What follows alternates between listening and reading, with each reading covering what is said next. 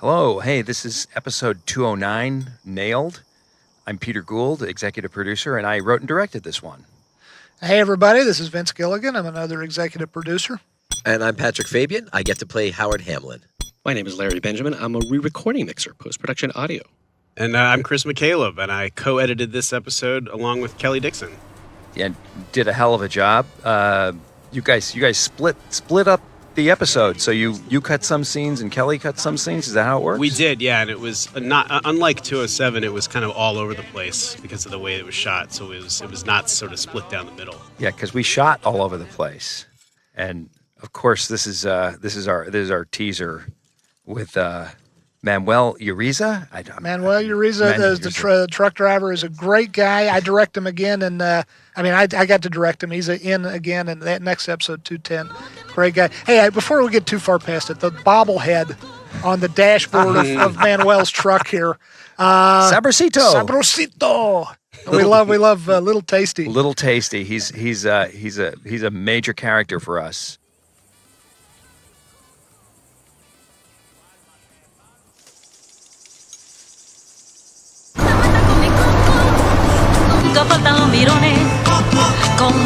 This sequence was just an awful lot of fun to shoot. It took a lot of preparation. There's a lot of great work, especially from Brett DeSantos, who was the first AD for the episode, because there were just a lot of pieces to get, and I love Manuel singing. And what's that song? Mikuku. Very catchy. Which means my butt. My butt. Don't touch my butt. He's basically saying, he's singing, I'd like to touch your butt. Your butt looks so good. And she says, you're married. Don't touch my butt. Really? Dying for every time I've heard that. Usually in English. I sing that song at home constantly. We all sang. We actually auditioned all the songs in vans when we were looking for this location. And that was the one that we couldn't stop singing.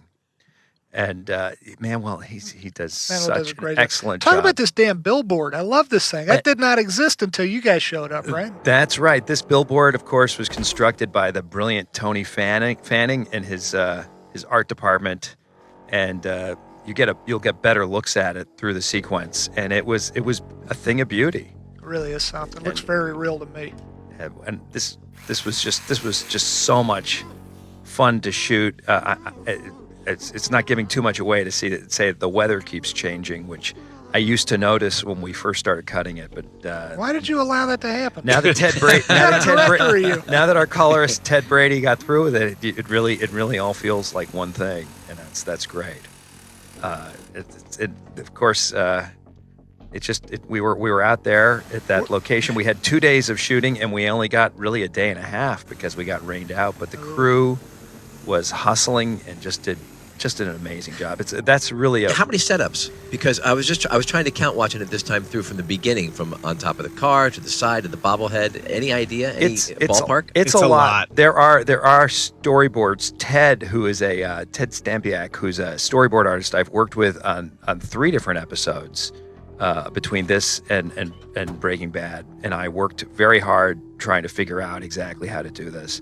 But then, of course, you come in with this brilliant crew, and especially led by Arthur Albert, but we also have Paul Donachie, who's our camera operator, and these guys are just amazing, and they add so much. And of course, we're also playing with my new favorite toy, which is the Techno Crane. Oh yeah. And so we got to use that quite a bit in that sequence. I love those Germans. I think it's they make that. I think right.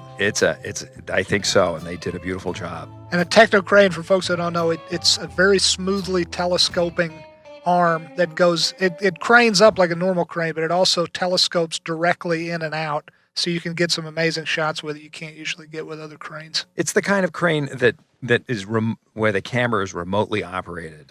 One of the big changes in film production that happened in the 90s was that you could use what are called hot heads, which means that the camera is operated remotely. So Phil will be on the ground with 2 wheels, just as if he was operating with cranks. But the camera will move in synchronization with his operation, and it works great. It takes the operator off the end of the crane, so the crane can be much lighter and can do all sorts of movements that you couldn't do if the operator were sitting on the end of the crane. However, the previous episode, 208, which has that amazing oneer, which, if you're listening to this commentary, no doubt you started with that one. That we did use the old-fashioned crane, which is a Chapman Titan, which is beautiful, beautiful crane. And of course, we haven't seen our main character Jimmy yet. And but who's that handsome man we just saw? who is that handsome man? Who is it? It looks Michael like, McKean. Oh, but who's driving that? Look at that fancy Jaguar that I've got. That's what I like. And, Good job because, of driving too. Thank you. You do clean up nicely, I got to say. One of my skill sets. You're a good-looking man. You're a damn good-looking Just for man. the fans, since we are set back in the early 2000s, I have the nicest car there is, but it's a beautiful Jaguar. But the cell phone capability is that giant arm. It's that claw. Oh, yeah? Oh yeah, and wow. and you get in the car. You cannot believe how great the car you're driving is right now, by the way, Yeah, because that's the fanciest thing from about 15 years ago, and it feels archaic. Really? Yeah. You know what freaks me out? This show was set in 2002, as you just said, and 2002 to me seems like just yesterday. Just yesterday. And when I I can remember realized, the dinner I had. Yes. Yeah, I know. When I realized just how long ago it was, it freaks me out. Talk about where this is. We're actually at the Carpenters Union in Albuquerque, which is a location that we've looked at over and over again over the years, and now finally we used it. And this is the Carpenter Singing Group? This is I'm confused. it's the union. It's the union for the carpenters, the people who build things. All joking aside, I remember looking at the Carpenters Union building here, thinking it was going to be our Hamlin McGill offices. That's right. It came very close, didn't Came it? very It has a close. feel. It definitely has a feel, but doesn't have that giant staircase that we have to always navigate whenever we go to HHM. Yeah, that's true. But the funny thing is, it has a similar look. And I was, as we were scouting, I asked, why is it in Albuquerque all the office buildings have a similar look? And it seems like there was a construction boom in the early 90s, and an enormous number of these buildings were put up, and they all have kind of a feeling to them. There's Rex Lynn. This is Rex Lynn playing Kevin. I love Rex's voice. I love his drawl. He's like an authentic cowboy, Yeah. basically, even though he's been an actor for years and years and years. Kara Pifko, Kara who is does a great job. just wonderful. And Michael Chief Michael Chifo, who in the middle there. Michael Chifo in the middle, who's a wonderful actor. You've probably seen him in a lot of things, including L.A. Confidential.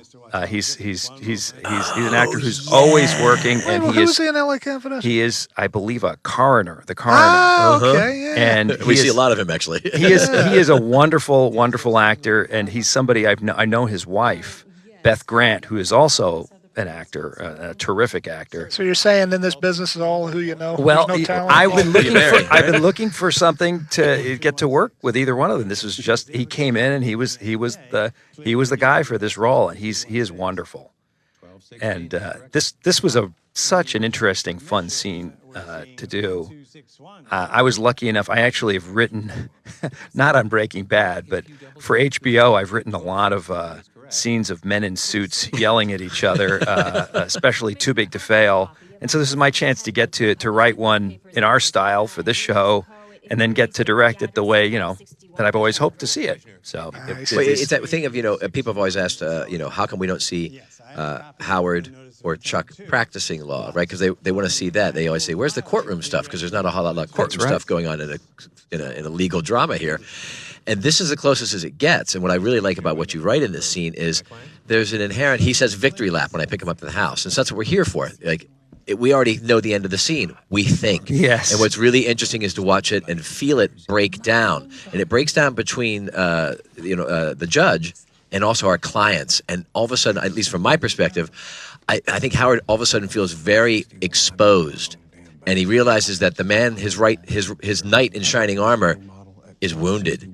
And all of a sudden, there's that sense of this is not going well. Like when the judge dismisses Chuck at the end and says, "It's 6 weeks."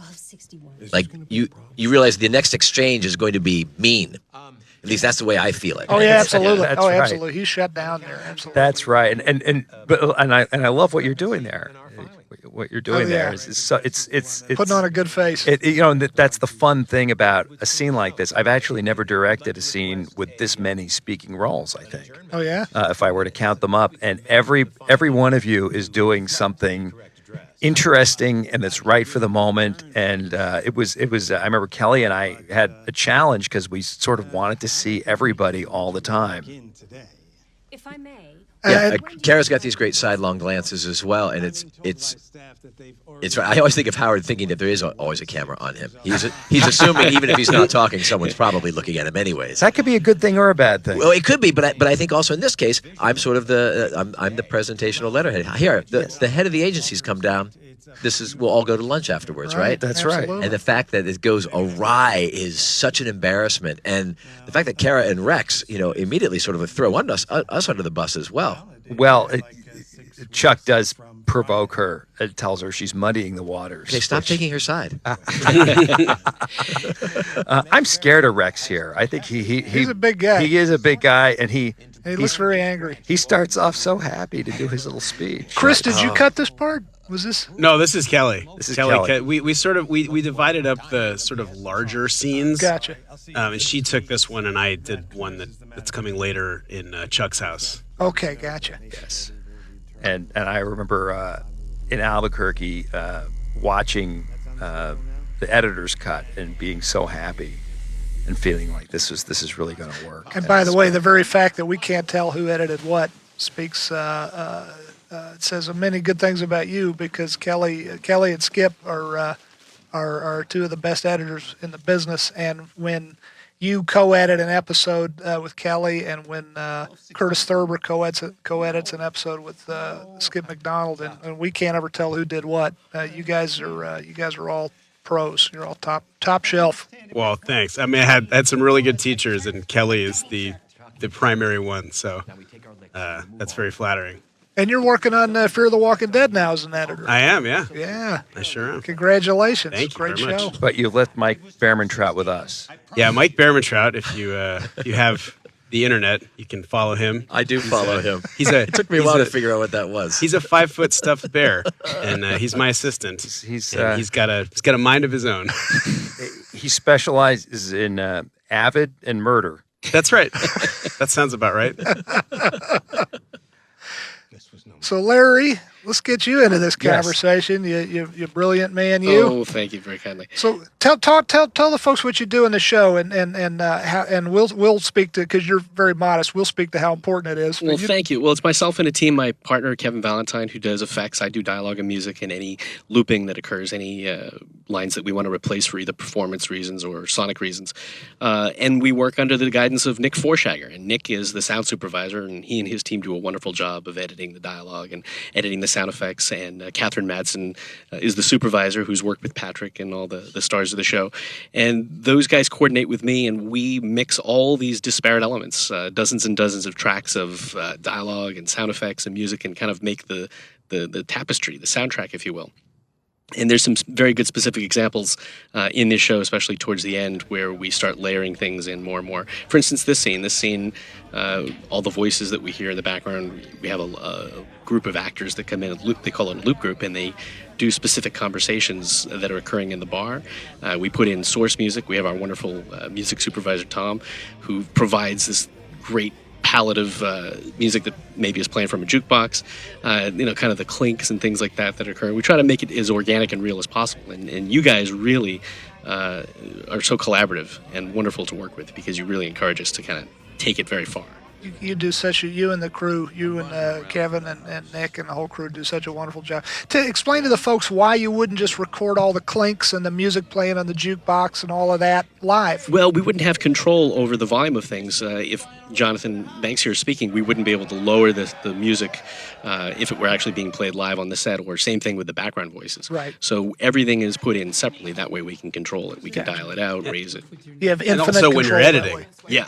When you're editing, you might want to use one part of this take and another part of a different take, and if the music is already playing, you're locked into a certain pace. Exactly. Peter, did you have takes where it was they were just miming then, pretending to listen to music, pretending to move, and all you would hear is Jonathan the bartender? Yes. In fact, if you were to watch the dailies on that little scene in the bar, you would have heard that no one was making a sound in the background except Jonathan the bartender. And then after the bartender says, says that this guy's buying a round for the house. Then everyone exploded and cheers because there was no dialogue to cover up. So that really is them going, yeah. That really is them except going, yeah. then you guys added in even more yays. That's right. Yeah. To fill it out, to make it more full. I love this sequence. I love the editing here. I love the little mini montage here of them. How long does it take to shoot this scene? Because why doesn't she need a ladder, by the way? She's 3 feet tall. How does she reach up? How does that work? This was a couple of hours. We actually shot this during the day. Of course, we did the night stuff first, and then pulled the duvetine off the windows. It was a lot of fun to do, and with all these things, it's figuring out how much to shoot of tearing the wallpaper and so on. And I always end up shooting more than I think we'll need. And in this case, Kelly used more than I thought she would, and she just did a wonderful job with that. So that whole sequence, great question Patrick just asked. I mean, the whole scene that feels like 8 or 9, 10 hours, 12 hours just went by. How long in real life? It was probably maybe 90 minutes or Really? an hour, but it took a little while to, it took we actually have footage, and if you look at the gag reel, you can see a little bit of it. Yeah. The cameras kept running when the crew would run in, and they'd tear the rest of the paper off, or they would come in and they'd paint some of it. It was really fun. That's fun. And this is not an indoor built soundstage set. This is a real office. This is one of those rare moments where the interior of this place and the exterior are the same place. It's over on the west side of Albuquerque. It's a real empty office that we shoot in. It is. And in fact, you had at the last minute before we introduced the set in the previous episode, 208, you had the inspiration of painting that rainbow on the wall, which was very much at the last minute. I remember Tony kind of, we pitched the idea to him, and he kind of gulped and said, let me see what I can do. So I think in 208, probably the paint is still wet on the rainbow when these guys are shooting. I love it. I love how fast this wonderful crew just rolls their sleeves are permanently rolled up, and they just jump in and they do it. And you're right, they knocked it out in like an hour or something, or maybe less. They are an incredible group. Yeah. And I love this shot of her coming up. Sorry, just about to happen. She is so fucking cute. And you just want to, she's just great. I love this shot. She's so sexy. That sounds creepy. All right. Sorry, I didn't mean it. I'll jump in and say yes, so you don't sound like a dirty old man. She is absolutely cute. She's and I think part of that's because we've been rooting for Kim. Yeah. And we haven't known that. Season 1, I don't think we realized that really. I think the show is sort of Jimmy is seen through her because she espouses all of our hopes for Jimmy and also all of our disappointments. And in this season, we really get to see Ray Seehorn just blossom as Kim Wexler. And so consequently, when you see her happy, truly excited, I think everybody feels like they win. You're right. It feels you don't like think a that win. sounds creepy? Oh, okay. It's a little creepy. He saved me. He saved all of us because we get to watch these performances over and over again and marvel at all the detail and the passion that these guys put. I love what she does here. Yeah. This scene kicks ass. This is a great scene. And Chris, you want to talk about? Okay, here we're coming in on this scene. It's a long scene. It is between Chuck and Jimmy and Kim and also Brandon Hampton, who does such a great job as Ernie. So what do you think about? You get the director, me, has dumped all this footage on you. There's a lot of footage. I shot. There are a lot of angles in this scene. This is. How long did it take to shoot? This was most of a day. Most of a day. It was, but not even a whole day. It was not quite a whole day. Wow. And these guys came in. I'll get to Chris in a sec. These guys came in and they had prepared the scene, and so I gave them some basic suggestions about where Chuck was sitting, and then they just did what they had prepared. I thought, this is great. We just have to get this captured, and it took a lot of setups. And Chris, so you've got all this footage. What do you think? How do you approach it? Well, the first thing I did is I watched everything, and it was like with multiple cameras, it was 9+ hours, I believe, of footage to go through, and the scene itself ends up being, I think, about close to 7 minutes. And it's a tricky scene because the perspective keeps shifting, and at different points you really need to be in one character's head over the other. But really, sort of like you were saying about that other scene, you want to be in everybody's head at every time, and you just can't do that. It's physically impossible. And so it was finding that balance of when are we with Chuck, because it's also information that we all as the audience know. We know this, and we're hearing Chuck put together exactly what happened, and Jimmy knows what happened. So then Kim is the one who really is hearing all of this for the first time, and she's giving nothing. So it's a real challenge to get inside her head because she's really got that poker face up, and ultimately as the scene kind of pivots, it really pivots to favor Kim watching these two brothers kind of have it out, and then her, sort of swatting it down eventually, and really going to bat for Jimmy, we think.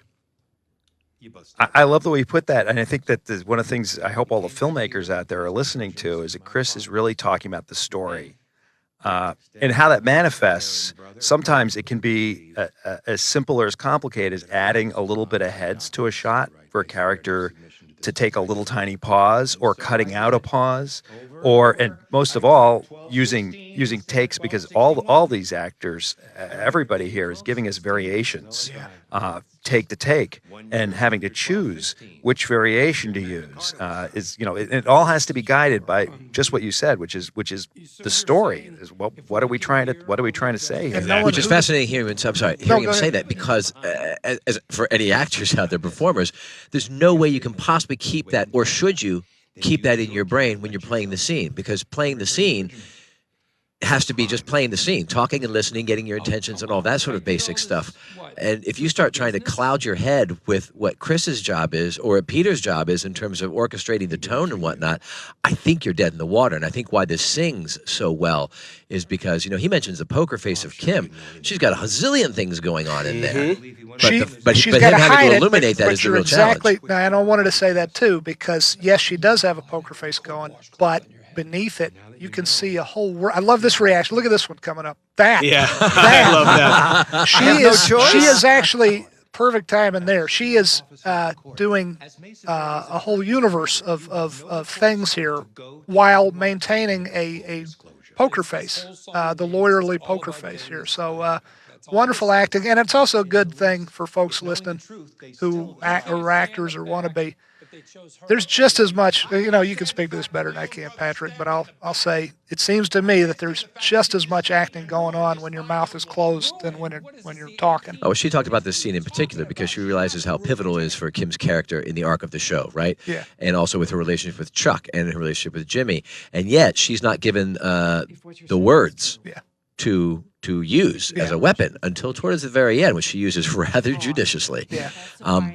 But her homework, and I know this from knowing her as an actress, is that she has gone through and answered every question that is being thrown at her, and she has thought about all these things, and she's got 6 different ideas about how she's going to interpret this. And so when the moment happens, she has all of those at her disposal to go ahead and give you this kaleidoscope. So when it finally comes out and she says, "I feel sorry for you," we as an audience know that she knows, but she has now made a decision to, instead of bailing on Jimmy, to support him in spite of all that she knows. And that, it gives me chills, because that's good acting, and that makes me want to root for her. And that's what the scene's all about for me. Absolutely.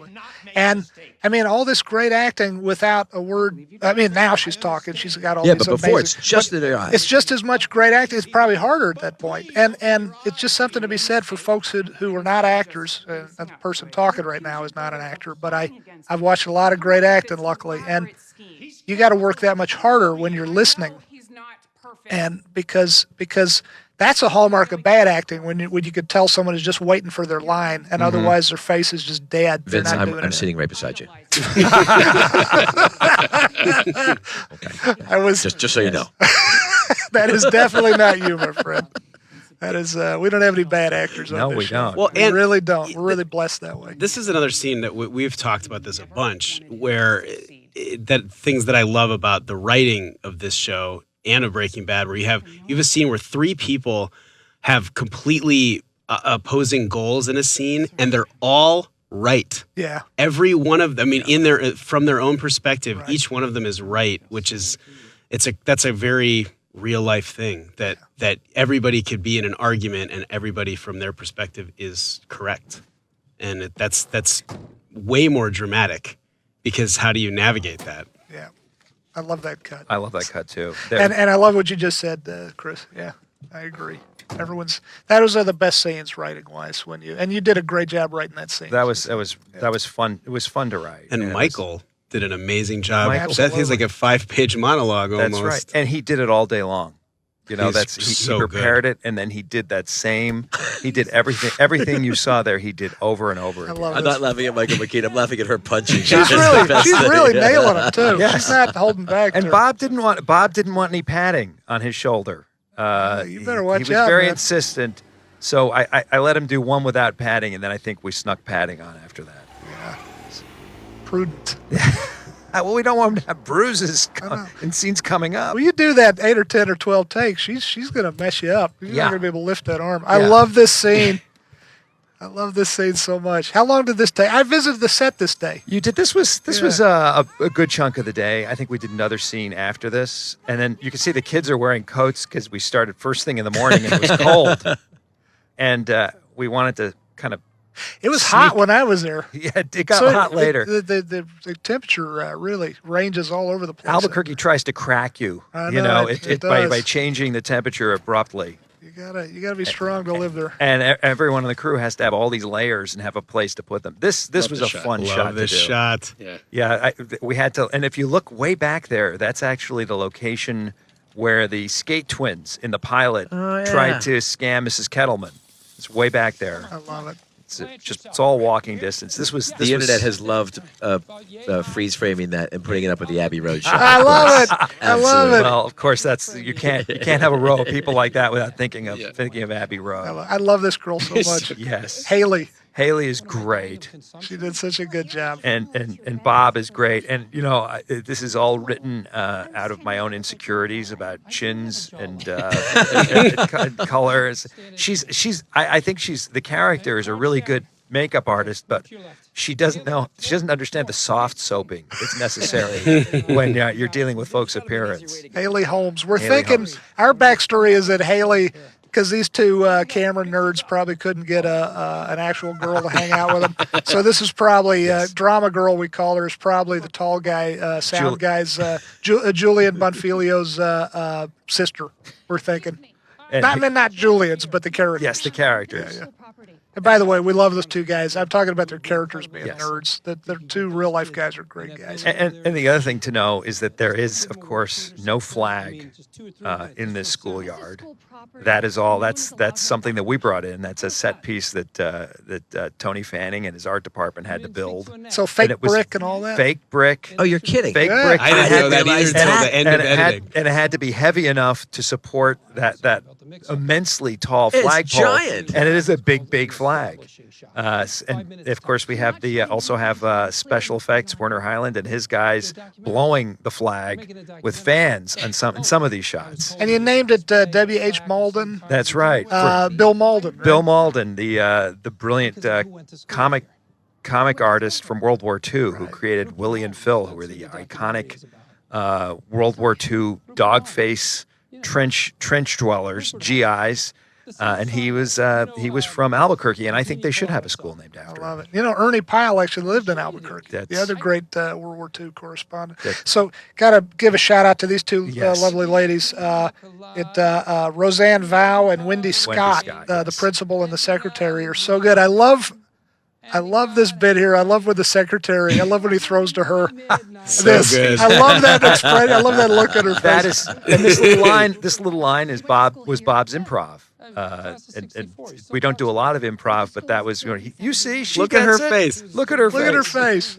And that's called being in the moment, Patrick. It's one of those things that I wouldn't know anything about that. My work is planned out before I go to bed at night. But everyone in this is great, and obviously it goes without saying, Bob. You don't hear us talk about how great Bob is because that's just take it as a given. The stink eye he just gave her. I know, I love it. Isn't that great? But part of the reason this scene works so well is these two women play it straight so well. I mean, the principal here is great, and they're both great, and they are such good straight women, and that's sort of an underappreciated endeavor is straight man, straight woman who allows comedy doesn't work unless you have a good straight man, straight woman. Bob gave me on the day he gave me. I don't know if you realize it, but it was one of the best compliments he could have, which was he said, I love this scene. This is like a Mr. Show sketch. Oh wow! This is almost praise. Mr. Show, and oh boy, because Mr. Show, of course, is the best. And we had. I have to admit, we did have all sorts of trouble with this flag, but it kept blowing in the wrong direction. It kept going. It didn't move, and then we were losing the light. And boy, but that shot came out great. Perfect. Yeah, I really can't complain. And that was this Chris. By the way, Chris, you cut that scene. I did, and you did a hell of a job. That's a tough one because it came sort of right on the heels of the big showdown, which is, just about people facing off, and then it's this like almost madcap, like Slippin' Jimmy scene. I love watching Jimmy con people. I love it so much, and Bob is so good at it, and he's so good locking into that and charming the hell out of those out of the faculty. You were so helpful to me because, and one of the tricks with any kind of comedy is it stops being funny after a little while, and so I would watch the scene a few times, and then I would feel this urge to pace things up, and I'd say, let's cut out this line or that line, and you try it, and then you say, but it was so funny, it worked, and it was good, and then I'd look again, I guess Chris is right, and you were right every time. You tried to cut one of my favorite. That's a good part of a collaboration. It is. You were going to cut that whole damn bar scene at the end of Act 1. That's true. I'm a little bit too ruthless. I am ruthless. I may be a little too ruthless. It's actually good to be ruthless with your own stuff. Better than not. But that would have been a mistake because that bar scene you did was so great. Well written, well directed. Such a great scene where he buys around for everybody. It would have been a real shame for it to be. And by the way, Debrianna Mancini, before we get past her, plays Fran. I love this little flirtatious. Mm-hmm. She did such a great job.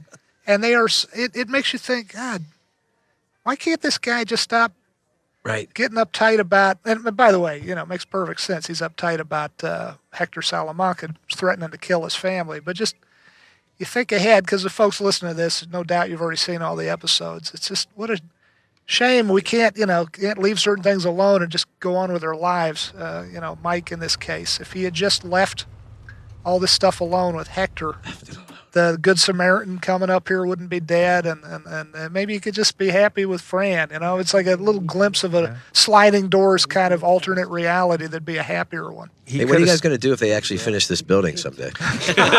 Excellent question. This is a rail yard where they used to build locomotives in Albuquerque. This building is, I think, over 100 years old. I love it. It's just beautiful. Hey, talk about the great sound work. There's some beautiful. I love how the building is creaking and you hear pigeons, all that stuff. I was just going to comment. One of the things we want to do. The material is so strong. The acting certainly, Patrick and Ray and Bob. The acting is so strong and the writing is so strong. We want to stay out of the way. Certainly with score.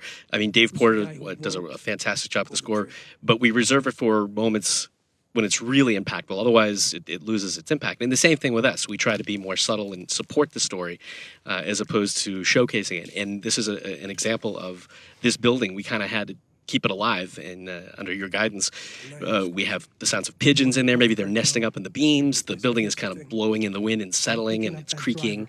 And it's great having all these little gritty footsteps, and their voices are reverberating a little bit through the shell of the building. But we're really there just to support the story. So every footstep, this is good stuff to talk about because this is not intuitive stuff for folks who don't do this for a living. Every footstep, for instance, Michael Mando's taking, that was created separately the sound of it was created separately on on a stage much like the one we're sitting on Correct. right now. Yeah, a couple of Foley walkers, and that's a term that's coined after Tom Foley, who was at Universal Studios way back in the 20s, would do it almost like a radio play. And it's still done that way. It's still done manually where often former dancers or people that are slightly athletic will watch the picture and emulate wearing whatever shoes the actor is wearing, whatever surface the actor's walking on. Crazy. And walk each step. So in this case, it's kind of a dirt, gritty. And you guys are great because you let us use that as a tool for storytelling.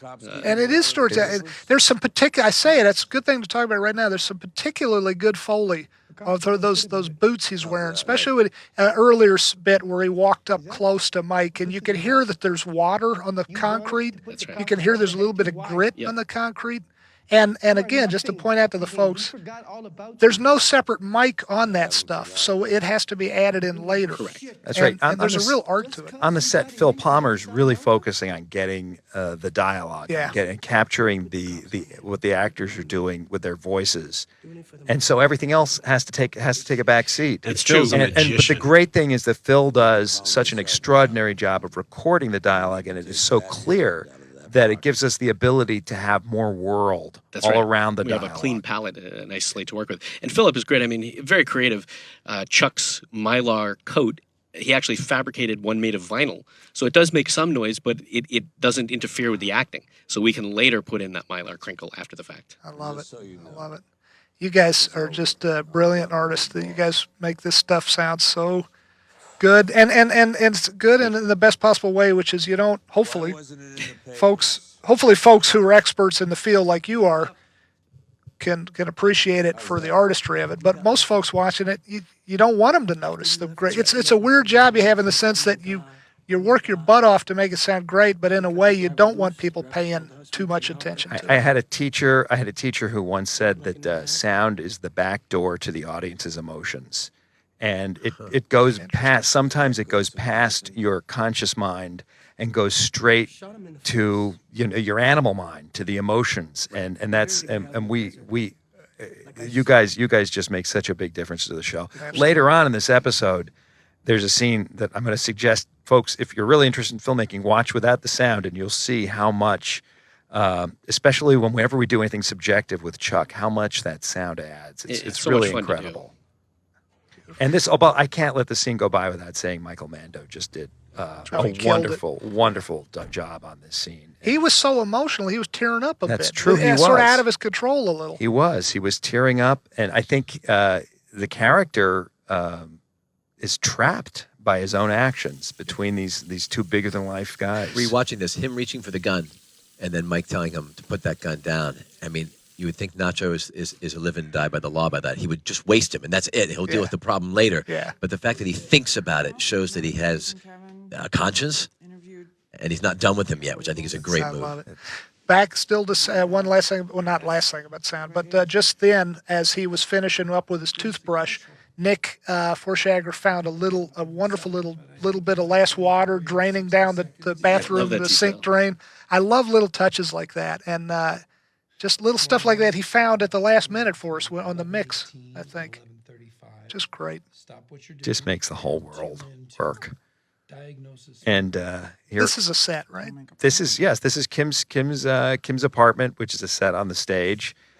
Interestingly enough, all we had this season was her bedroom and her bathroom. Right. That's it. And we kept saying to ourselves, well, we better make room on the stage when we see more of her apartment. And this season, I don't think it's giving anything away to say this is all we've seen so far. That's right. So what her kitchen looks like, you'll have to stay tuned for season 3. I'm betting it's clean. I'm going out on a limb, but I'm betting it's very tidy. Yes, and I bet it has some wonderful art from Ray Seehorn. Yeah, the art on the wall. We mentioned this somewhere else, some other time. But the art on the wall, you can't really see it in this scene. But if you really want to go look, find another episode where it's lit up. This room is lit up, but the little paintings of birds on the wall, you really can't see them there, but it's on that wall. The headboard wall that she's painted by Ray Seehorn herself, and they're wonderful. So she's very multi-talented. We have a very talented group. That's true. I love this shot, by the way. I love that you guys in editing, you guys chose to hang in this in the water. And instead of, because you got all kinds of shots you could cut to here, right? Yeah, there are a few. When we got on the set and I saw this, I was pretty excited by it, and I love Bob's. If you watch him, his thought process is just crystal clear here. That when he puts things away, and then when the insinuation starts landing for him, it's all crystal clear. It's a wonderful. She never breaks over, does she? No, she never lets her eye line go to him, which is great. It's sort of a way of absolving herself of what she's saying, or at least disassociating herself with the obviousness of what's going on. Yeah, it's fun. It's as if to look to him would make her culpable. Yes, exactly. Yeah, exactly. yeah. It's the only way to keep her clean in some compartment in her mind that allows her to be clean. It's like a firewall between them. I just kind of called Ray Seehorn dirty. Sorry. This is an incredibly difficult focus pull. Just want to. Because it's very dark. The lens is wide open. He had to hit it just right. That's exactly right. Toby. That's right. Toby. Shout out to Toby. Yes, and that was the last shot that we did that. And Talk about the swap here. This is This is actually a stunt driver driving the Esteem back, and then Bob was waiting there, and now here he is. So Bob was never in the car. Bob was never in the car. Yeah. And then talk about the other swap. And then here we go, and here looks over here. This is, by the way, off again my favorite toy, the Techno Crane. So we could move the camera's actually sitting now where the car drove. Don't use it as a crutch, Peter. I Don't get too hooked on it. It costs too much money. Can't quit you, Techno. And then Brandon did not drive the car here. This is another driver who was already in the car. Brandon, God bless him, cannot drive a stick shift. That's right. Brandon, if you're listening, you've got some time now. Learn how to drive a stick. Please learn to drive a stick. Thrown Brandon. under the bus.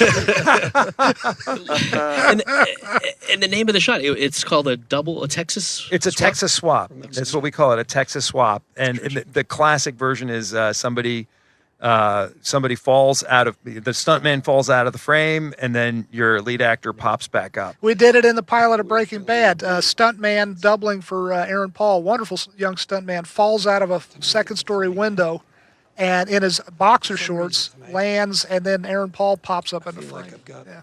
And they do it for comic effect in The Naked Gun. That's true. Yes, That's right. true. That's true.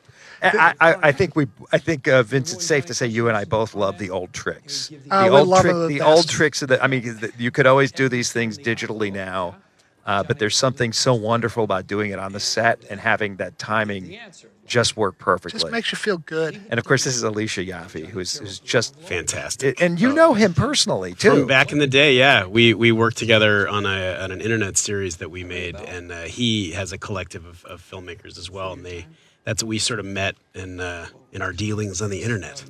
He's a wonderful job in this. He really he understands exactly where the comedy is, but he keeps it completely real. And he looks so fucking much like Dave Porter, our composer, that it freaks me out every time I see him. And I said that to Dave, and Dave looked at me like, "What are you talking about?"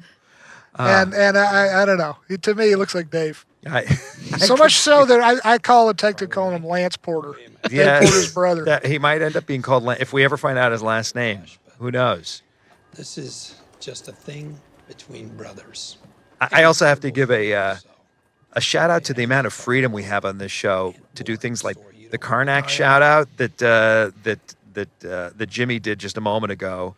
I know a lot of TV networks and studios would say nobody knows who Johnny Carson is anymore. You can't do that. And I've had situations like that earlier in my career. And I thought you were going the other way. I'd rather have people look it up. I knew what that was, right? Because I'm a middle-aged guy. But I thought you were going to say there was some sort of rights that you couldn't invoke Karnak. No. Fair usage. You don't have to get anybody's permission just to talk about him. If we showed his face, yeah. And I love Bob's little Johnny Carson imitation. Impression. Yeah. So funny. Yeah. But I'm hearing you, Peter, and it's just like, first of all, if it is true that people have forgotten who Johnny Carson is, the world is poorer for it. But second of all, yeah, you hear that kind of shit from other networks, not from AMC, though. Thank goodness. Do you ever run those references by people in the writers' room? Some of the younger folks? The younger ones? Or the Ariels? I have to say, I think we take pride in just going with the references that we like, and assuming people will look it up if they aren't familiar, and maybe it'll be something. And the young folks good. in our office are smart enough to know not to make us feel any older than we are. This is another techno crane shot, so we could get the camera low, and of course have the camera come the car drive right up to camera. This is a real copy shop, by the way. That offers very good service. So if you're ever in Albuquerque and need a bunch of stuff copied, you don't need a photocopy of your buttocks or whatnot. Don't do that. That's a joke. They're not actually open 24 hours a day. No, we made that part of it. That we did. But good bunch of people if they do a good job. And some of the lighting here is actually installed. Quite a bit of it was actually installed by us and by Steve Latecki, our chief lighting technician. He and Arthur planned the work at this location so that the lighting was more or less built in. So you could just turn the camera in any direction, and it was lit already. And it gives you so much freedom as a director, and also it lets everybody gets to move so much faster. I think the cast enjoys moving from setup to setup more quickly. It was beautifully well planned. And Larry, some great sound work in this scene, especially the subjective stuff when he starts to go a little nutty. Yeah, what are we hearing when we go subjective? Well, we have a lot of different elements. We have that kind of the scintillating fluorescent buzz. There's some Jacob's Ladder sound effects in there, kind of some transformers. And on Chuck's voice, we did a little bit of reverse reverb, some delays, some flanging, all kinds of little special sauce added to his voice. And if you listen to it in 5.1, you'll hear it kind of pour around the room like in surrounds. Kind of we're really in his headspace. That's cool. I'll ask, what's Jacob's Ladder? Jacob's Ladder is a device Nikola Tesla would use a lot. It has like two balls on posts, and it would make like an electrical sound. Actually, I actually built one. This is what I did instead of getting laid in high school. You take a neon transformer, and I took the legs off a pink flamingo lawn ornament, and the two electrodes get a little wider. There's an air gap between them, and the spark rises because of heat, making it rise, convection or whatever, and it goes. Bzzz, right. That's incredibly dangerous. Oh, I touched it once with a leather welding glove on. I forgot to turn the power off, and I touched it. It shocked the shit out of me right through the glove. Oh my gosh! So if I had touched it with my bare hand, I'm not sure what would have happened. Don't do that at home. And I also have to give a lot of credit to our A and B camera operators, Paul and Jordan. Just did a great job all through this episode, and these guys both have a wonderful eye and are so much fun to work with. And these two young ladies in the background did a nice job, Allie Sundstrom and Erica. That's right. They're both very nice and very did a wonderful job of staying in the scene and being very natural and taking direction. They were just really, really fun to have there. Talk about the stunt coming up too.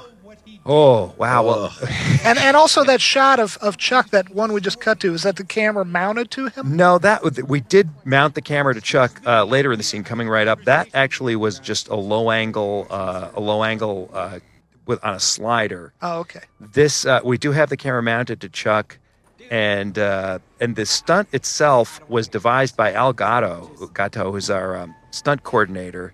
And when we watched a test of it, the stunt with a stuntman, all the producing staff said, we can't have Michael McKean do that. That's too dangerous and scary. And so I tried it out, and I found out, damn, that hurts just to look at. It does. Just to see it. It doesn't feel as bad as it looks. So that's a combination of a little bit of padding on that thing? And there's a little bit of the counter is padded. And then also there is a wire. Michael is wearing a vest, and there's a wire coming off of camera left. If you were that we've eliminated digitally, and the wire keeps him from going all the way to hitting his head. So it's like a dog leash, a dog stop in a backyard. The dog won't reach you. It is, exactly. And Michael was such a good sport and did a wonderful job with the stunt. And it hurt every time in the editing room. We all jumped back every time. Oh yeah, but it didn't hurt in real life. Didn't hurt him at all. Even in the daily, it looked painful with no sound. Great job! Another great episode. Thank you, everybody. Thanks for watching. Thanks for watching. Thank you. The best crew in show business.